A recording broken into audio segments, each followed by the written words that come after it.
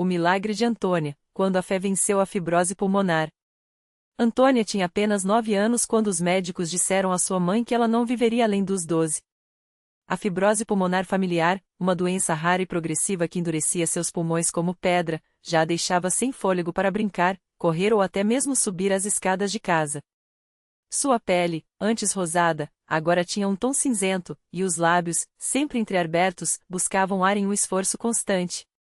A mãe, Dona Maria, uma mulher simples que trabalhava como costureira, já havia vendido quase tudo o que tinha para pagar consultas, exames e remédios que apenas aliviavam um pouco a dor, mas não curavam. Doutor, não tem mais jeito? Perguntou Dona Maria, segurando a mão frágil da filha no consultório do hospital público. O médico, com olhos cansados, balançou a cabeça. Infecções respiratórias estão piorando o quadro. Ela precisa de um transplante, mas a fila é longa, e o corpo dela pode não aguentar. Naquela noite, enquanto Antônia tossia até o peito doer, Dona Maria chorou em silêncio no quarto ao lado. Ela não era uma mulher de muita fé e ia à missa só nas datas importantes, mas naquela madrugada, desesperada, ajoelhou-se ao lado da cama da filha e sussurrou: Meu Deus, se o Senhor existe, me mostra um caminho. Não posso perder minha menina. 2 dias depois, enquanto voltavam da farmácia, Dona Maria ouviu um canto vindo de um pequeno salão de madeira simples, sem cruz na fachada, sem imagens, apenas uma placa discreta, Congregação Cristã no Brasil, parou para ouvir. Era uma melodia suave, sem instrumentos, apenas vozes unidas em harmonia, cantando algo que falava de esperança. Uma irmã de vestido longo e cabelo preso em um coque baixou os olhos ao vê-la parar, mas sorriu com doçura. A senhora quer entrar? Perguntou, sem insistir. Dona Maria hesitou. Não conhecia aquele lugar, não sabia como era. Mas algo a atraía. Talvez fosse a paz que parecia sair dali. Talvez fosse o desespero. Posso? Perguntou, segurando Antônia pelo ombro. Claro. Todos são bem-vindos. Dentro do salão, tudo era simples. Bancos de madeira enfileirados, paredes brancas, um pequeno púlpito à frente. Os irmãos e irmãs, todos vestidos com modéstia, as mulheres com saias longas, os homens de camisa abotoada, cantavam um hino que falava de Deus como refúgio e fortaleza. Antônia, mesmo ofegante, olhou ao redor com olhos arregalados. Nunca tinha visto pessoas tão serenas. Um ancião, homem de cabelos brancos e voz firme, dirigiu-se à congregação. Irmãos, hoje é um dia de ação de graças. Deus ouve nossas orações. Dona Maria sentou-se no último banco, com Antônia no colo. Não sabia o que fazer, como agir. Mas quando o ancião pediu que quem tivesse um pedido especial se levantasse para oração, ela sentiu o coração bater mais forte. Levante-se, minha filha, sussurrou uma irmã ao seu lado, colocando a mão em seu ombro com carinho. Deus está aqui. Tremendo, Dona Maria se levantou, segurando Antônia pela mão. A menina, fraca, apoiou-se nela. O ancião olhou para elas com bondade e disse: Vamos orar por esta irmã e esta criança. Então, algo aconteceu que Dona Maria nunca esqueceria, todos no salão se ajoelharam. Não foi uma oração rápida, não foi um murmúrio. Foram vozes unidas, fervorosas, clamando a Deus como se Ele estivesse ali, bem ao lado deles.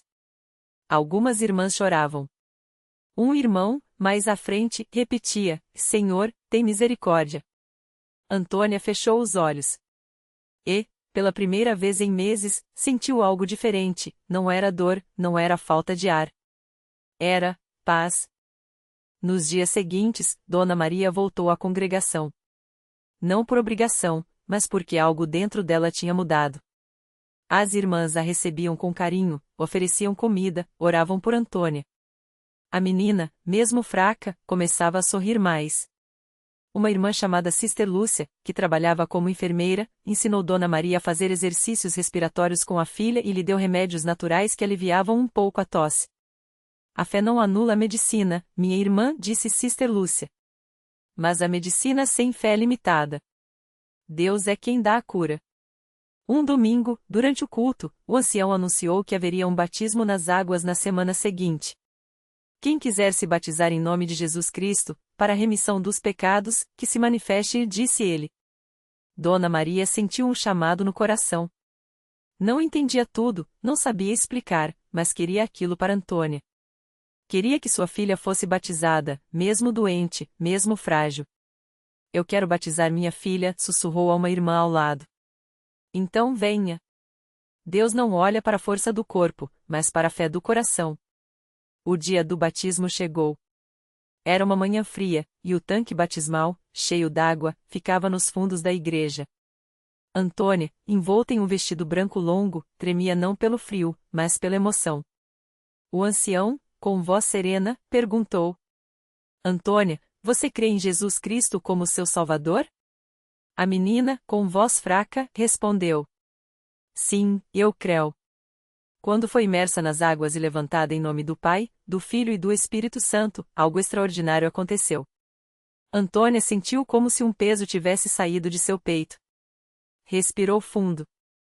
E, pela primeira vez em anos, não tossiu. Dona Maria chorava sem parar. As irmãs ao redor louvavam a Deus. O ancião, com lágrimas nos olhos, disse: Glória a Deus! Hoje temos um milagre entre nós. Nas semanas que se seguiram, Antônia melhorou de forma inexplicável. Os exames, que antes mostravam uma piora constante, agora indicavam estabilidade. Os médicos, surpresos, disseram que era uma remissão espontânea, coisa rara, mas possível. Dona Maria, porém, sabia a verdade. Um ano depois, Antônia corria no pátio da igreja, brincando com outras crianças. Sua pele havia recuperado a cor, seus pulmões funcionavam quase normalmente.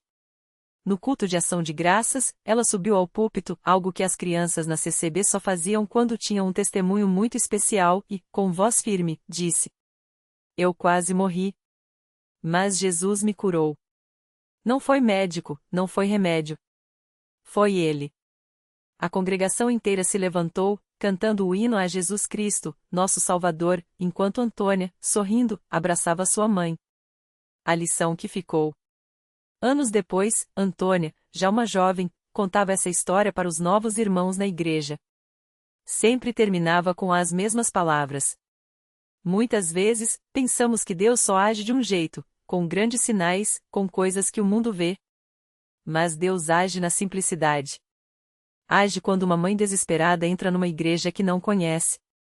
Age quando irmãos se ajoelham e oram sem esperar nada em troca. Age quando uma criança fraca é batizada com fé. O milagre não foi só a minha cura. Foi aprender que, nas coisas mais simples, Deus está presente. E que a fé não é sobre ver para crer, é sobre crer para ver. Na congregação cristã no Brasil, onde não há espetáculo, onde não há interesse por fama ou dinheiro, onde tudo é feito com humildade e amor, Deus continua agindo. Porque ali, entre hinos cantados à capela, orações sinceras e corações abertos, Ele encontra um lugar para operar. E isso, minha irmã, meu irmão, é um milagre que nunca acaba. Aquele dia mudou tudo. Não só para mim, mas para toda a minha família.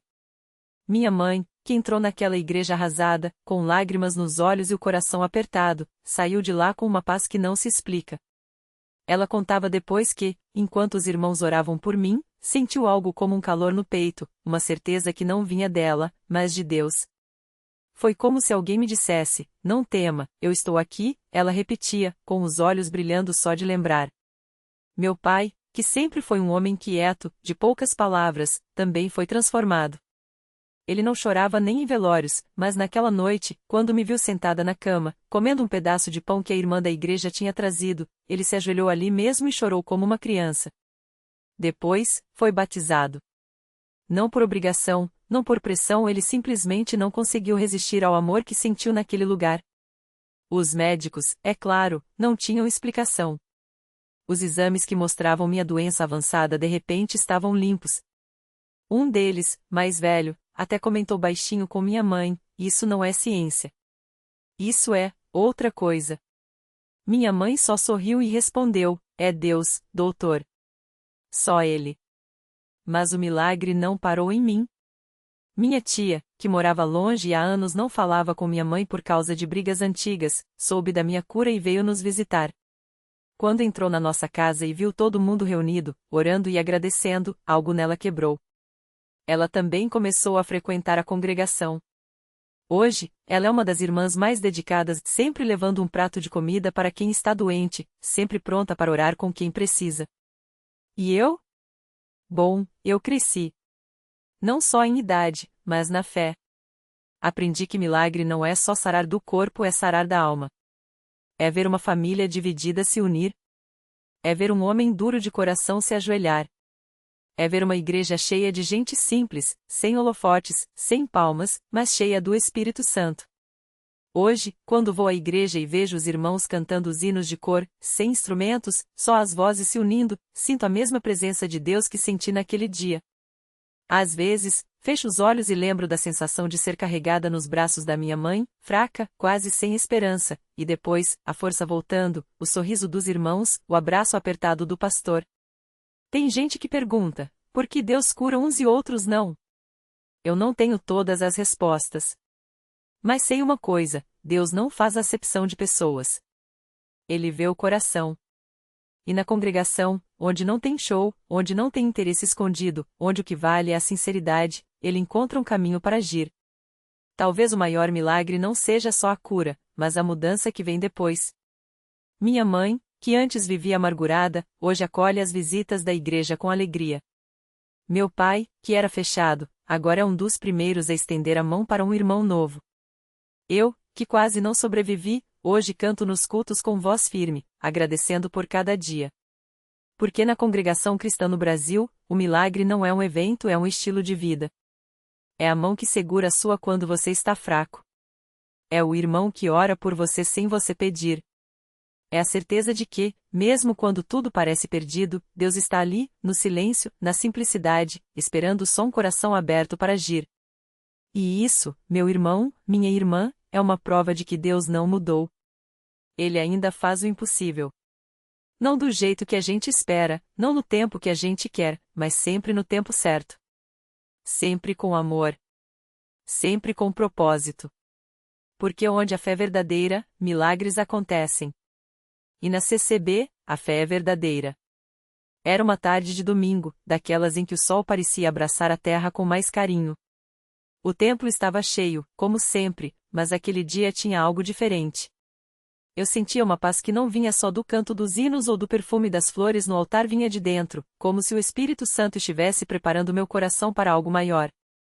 Foi quando o irmão que liderava o culto pediu que todos se ajoelhassem em oração. Não era um pedido comum, havia uma urgência no tom da voz dele, como se Deus estivesse prestes a falar algo importante. Eu me ajoelhei, fechando os olhos, e foi então que ouvi um choro baixo, quase abafado, vindo dos bancos atrás de mim. Era a irmã Maria, uma senhora que mal falava, sempre quieta nos cultos, mas que carregava uma dor que todos conheciam. Seu filho, Lucas, estava há meses em um hospital, lutando contra uma doença que os médicos já tinham desistido de tratar. Ele não vai aguentar até a semana que vem, tinha sido a última frase do médico. E ela, mesmo com o coração partido, continuava vindo à igreja, porque, como ela mesma dizia, se não for aqui, onde mais eu vou encontrar força? Naquele momento, o irmão que conduzia a reunião parou, virou-se para onde a irmã Maria estava e disse, com uma voz firme, mas cheia de compaixão: Irmã, Deus está ouvindo o seu clamor. Hoje não é um dia qualquer. Hoje é o dia da vitória. Ele não fez show, não gritou, não prometeu nada além daquilo, mas aquelas palavras foram como água em terra seca. Os irmãos se aproximaram. Mãos se uniram sobre a cabeça dela enquanto oravam. Não eram palavras bonitas ou cheias de teologia, eram súplicas simples, como as de um filho falando com o pai. Senhor, o Senhor conhece a dor dela. O Senhor sabe o que esse menino significa para essa mãe. Se for da tua vontade, estende a tua mão. Eu não sei explicar o que aconteceu depois. Não houve trovões, nem luzes brilhantes. Mas algo mudou no ar. Era como se o próprio templo respirasse alívio. A irmã Maria parou de chorar. Levanta-se, ainda trêmula, e com uma voz que não tremia mais, disse: Vou ao hospital agora.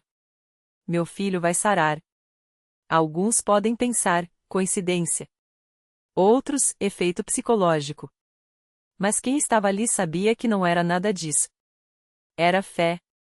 Era Deus agindo como só Ele sabe, no tempo certo, no lugar certo, através das pessoas certas. Naquela mesma noite, o telefone da irmã Maria tocou. Era o médico, confuso, quase sem acreditar no que via. Sua fé deve ser muito grande, porque os exames de hoje mostram uma melhora inexplicável. O tumor regrediu. Não temos explicação médica para isso. Lucas não só sobreviveu como, semanas depois, estava em casa, brincando no quintal, como qualquer criança saudável. E o mais lindo? Não foi só ele que recebeu o milagre. Aquela noite, algo mudou em todos nós. O irmão que há anos lutava contra o vício entregou sua vida de vez. A jovem que carregava a culpa de um passado errado encontrou perdão. Até eu, que já tinha recebido tanta bênção, senti meu coração se encher de uma certeza nova: Deus não só ouve, ele age. E quando age, faz completo. Hoje, sempre que vejo Lucas correndo pelos corredores da igreja, abraçando os irmãos, ou a irmã Maria sorrindo enquanto ajuda nas campanhas de doação, eu lembro: milagre não é só curar o corpo. Milagre é transformar vidas. É tirar o desespero e colocar esperança. É fazer do impossível uma história que a gente conta para as próximas gerações, para que elas saibam: na congregação cristã no Brasil, Deus ainda está no trono. E Ele não desiste de ninguém. Porque aqui, a gente não acredita em milagres. A gente vive eles. Todo dia. Era uma tarde de domingo, daquele jeito quente que só o interior de São Paulo tem, quando o irmão João chegou à igreja com o rosto marcado pela preocupação. Ele não precisou dizer nada, os olhos vermelhos e as mãos trêmulas falavam por ele. Todos sabíamos que o filho mais velho, o Pedro, tinha se envolvido com más companhias e sumido de casa havia semanas. A família já tinha procurado em tudo quanto é lugar, até a polícia tinha sido acionada, mas nenhuma pista. A dor do irmão João era nossa dor. Naquela noite, durante o culto, quando o pastor fez o apelo, ele se ajoelhou no chão de madeira gastado pelo tempo e pelas orações de tantos outros que, antes dele, também haviam derramado lá suas lágrimas. Senhor, o Senhor sabe onde meu filho está. Se ele ainda estiver vivo, traz ele de volta. Se não for da tua vontade, dá-me forças para suportar. A voz quebrada dele ecoou no silêncio do salão, e muitos de nós choramos junto. Mas Deus ouve mais do que a gente imagina. 3 dias depois, enquanto a irmã Clara limpava o templo para o culto da juventude, ouviu um barulho do lado de fora. Era um rapaz magro, sujo, com roupas rasgadas e um olhar perdido. Tô com fome, ele murmurou, segurando a barriga. Ela reconheceu imediatamente: era o Pedro. Sem hesitar, ela o abraçou forte, mesmo com o cheiro de rua e o corpo tremendo. Meu filho, você voltou, ela gritou, chamando os outros irmãos que estavam por perto. Em minutos, o irmão João chegou correndo, e o que se seguiu foi uma cena que ninguém ali esquece: um pai de joelhos no chão do pátio da igreja, segurando o filho nos braços como se fosse um menino outra vez, enquanto Pedro chorava arrependido. Pai, eu estava errado. Eu queria voltar, mas não sabia como. E o irmão João, entre lágrimas, só conseguia repetir: glória a Deus. Glória a Deus. Mas a história não parou por aí. Pedro não voltou só para casa, ele voltou para Deus. Naquela mesma semana, ele estava no culto de jovens, ouvindo o testemunho de um ex-viciado que, anos antes, também tinha sido resgatado pelas orações da igreja. Algo no coração dele se quebrou de vez. Na hora do apelo, ele se levantou, tremendo, e foi até a frente. Eu quero ser batizado, ele disse, firme. Quero deixar tudo isso para trás. E assim foi. O batismo do Pedro aconteceu num domingo de manhã, com o sol brilhando sobre as águas da piscina batismal. Quando ele saiu da água, o sorriso no rosto dele era tão puro que até os mais velhos, aqueles que já tinham visto tanta coisa na vida, se emocionaram. A mãe dele, que havia anos não sorria direito, agora não parava de agradecer a Deus. Eu tinha perdido a esperança, ela confessou depois, mas Deus nunca perdeu a esperança em mim. Hoje, Pedro é um dos jovens mais ativos da congregação. Ele ajuda nos cultos, visita os doentes e até já deu seu próprio testemunho para outros rapazes que, como ele, achavam que não tinham mais jeito. Se Deus mudou minha vida, Ele pode mudar a de qualquer um, ele sempre diz. E é isso que a gente aprende aqui, todos os dias, que milagre não é só o que a gente vê de repente. Milagre é a mão de Deus trabalhando nas coisas que a gente achava sem solução. É o filho que volta, o vício que some, a família que se reconcilia. É a certeza de que, não importa quão escuro esteja o caminho, a luz da congregação cristã no Brasil nunca se apaga porque é Deus mesmo quem a mantém acesa. Porque aqui, a gente não só crê. A gente vive. A gente chora, luta, ora e, no final, testemunha, Deus é fiel. Sempre. E foi assim, num domingo de manhã, que Pedro conheceu Mateus. Um rapaz magro, de olhar perdido, que entrou na igreja arrastando os pés como se carregasse o peso do mundo nas costas. Estava sujo, as mãos tremiam, e o cheiro de álcool ainda impregnava suas roupas. Alguém do lado de fora tinha falado para ele: lá dentro tem gente que ora. Talvez te ajudem. Pedro reconheceu aquele vazio no olhar. Era o mesmo que ele tinha há 2 anos, quando chegou pela primeira vez, quebrado, sem esperança. Sem pensar 2 vezes, ele se aproximou e sentou ao lado do rapaz no banco de trás. Não perguntou nada, não deu sermão. Só ficou ali, quieto, como um irmão mais velho que entende a dor sem precisar de muitas palavras. Quando o culto terminou, Pedro levou Mateus para trás do templo, onde os irmãos serviam café e pão. Come alguma coisa, ele disse, colocando um prato na frente do rapaz. Mateus hesitou, mas a fome falou mais alto. Enquanto comia, as lágrimas começaram a cair sem aviso. Não eram lágrimas de tristeza, não dessa vez. Eram daqueles choros que vêm quando a gente sente, pela primeira vez em muito tempo, que não está sozinho. Eu não aguento mais, ele gaguejou, envergonhado. Tentei parar, mas não consigo. Minha mãe não me quer mais em casa, meu trabalho acabou. Acho que Deus nem lembra mais de mim. Pedro sorriu, não de deboche, mas daquele jeito que só quem já esteve no fundo do poço consegue sorrir. Deus não só lembra de você, como tá te esperando aqui dentro há muito tempo. Eu também achei que não tinha saída. Mas olha onde tô hoje. Ele apontou para a própria camisa, limpa, para mãos firmes, para paz no rosto. Isso aqui não foi eu, irmão. Foi ele. E foi assim que Mateus começou a vir. Primeiro, só para comer. Depois, para ficar no fundo do salão, ouvindo os hinos. Até que um dia, sem nem perceber, ele já estava de pé, cantando junto. Não era fácil. As noites ainda eram uma batalha, o corpo ainda pedia o que não podia mais ter. Mas toda vez que a tentação apertava, ele lembrava das palavras do obreiro que orava por ele depois dos cultos: filho, o diabo pode até bater na sua porta, mas ele não entra se você não deixar. E aqui, a porta é de Jesus. Passaram-se meses. Mateus arrumou um trabalho, simples, mas honesto. Sua mãe, que antes nem atendia suas ligações, agora o abraçava chorando nos cultos de ação de graças. E num domingo, durante o testemunho, foi ele quem subiu ao púlpito, com as mãos ainda um pouco trêmulas, mas a voz firme. Eu vim aqui achando que ia encontrar pessoas perfeitas. Mas o que encontrei foi melhor, encontrei gente que entende a minha luta porque já passou por ela. Gente que não me julga, mas me estende a mão. Hoje eu tô aqui para dizer que, se Deus tirou isso de mim, ele fez um gesto como se jogasse algo pesado para trás, é porque ele tem algo muito melhor para me dar. E quando ele desceu, Pedro estava lá, com os olhos brilhando, dando aquele abraço apertado que só quem já foi salvo das trevas sabe dar. Bem-vindo de volta, irmão, ele sussurrou. Agora você também faz parte dessa família. Porque é assim na congregação, ninguém é um caso perdido. Cada vida que chega quebrada sai restaurada. Cada história que parece acabada vira um testemunho. E cada milagre, por menor que seja, é a prova de que Deus não desistiu de ninguém, muito menos de você. O milagre completo. Naquela noite, enquanto as lágrimas ainda escorriam, ele sentiu algo novo, uma paz que não vinha de fora, mas de dentro.